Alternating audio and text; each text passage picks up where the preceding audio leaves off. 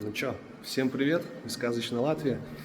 В общем, я всегда говорил, что правильная подготовка оснований – это успех, грубо говоря. Вот оно качество, где заложено. В противном случае получается вот это вот дело. На плитке клея совсем нету, под плиткой у нас вот такой вот слой.